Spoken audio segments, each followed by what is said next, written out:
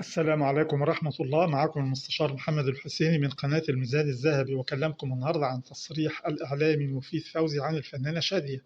مفيد فوزي وصف الفنانة شادية بأنها امرأة ناضجة ومحاربة وليست دلوعة كما يشاع عنها، وهي تلقائية وعاشقة لفنها، تخدع الكل بصوتها الطفولي الذي لا يكبر أبدا مثل ملامحها، فظلت السنيورة رغم نضوجها، وظل صوتها صبيا رغم اكتساب تجربة الأيام وحنكة الزمن. كان هذا وصف مفيد فوزي للفنانة شادية عام 1982.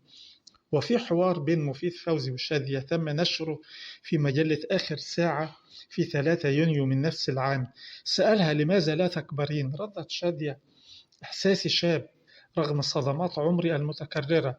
ويقول لها مفيد فوزي: لا يبدو عليك آثار الزمن. ردت شادية: أحيانا أرى زميلات لي في نفس سني وأمسك الخشب، زميلات ظهر عليهن آثار الزمن بشدة، كأن الدنيا بالنسبة لهم قد انتهت. وبتقول شادية: أنا معرفش النهايات، تبهرني دائما البدايات. باختصار، أنا عندي أمل باستمرار. كانت شادية تتمسك بعمر الصبا فتبدو صبية، تلعب مع ناهد ابنة شقيقها طاهر فتبدو طفلة، ترتمي في حضن أمها فتتحول إلى رضيعة. وقالت شادية لمفيد: أنا طفلة أفرح بقطعة شوكولاتة، مثل فرحتي بكلمة حلوة، مثل سعادتي بدور حلو، مثل فرحتي بكلمات أغنية فيها معاني جديدة، مثل لمسة حنان في لحظة وحدة. وفي كل هذه الحالات الدنيا بتزقطط قدامي وتحلو. والحقيقة الفنانة شادية برغم كل ذلك فهي في الحقيقة إنسانة قوية وجريئة وصاحبة موقف ومبدأ لا يلين.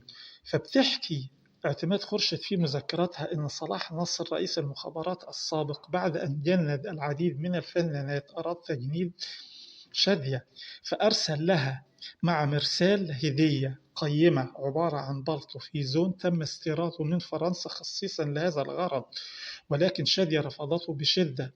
وكان هذا موقف أخلاقي وجريء وقوي من شادية. وبتقول اعتماد خورشيد إن الفنانة شادية والمذيعة التلفزيونية ليلى رستم هم الوحيدين الذين فشل صلاح نصر في تجنيدهم ووقفوا في وجهه بكل جرأة وشجاعة. ما تنساش تشترك في القناة وتفعل الجرس ليصلك كل جديد.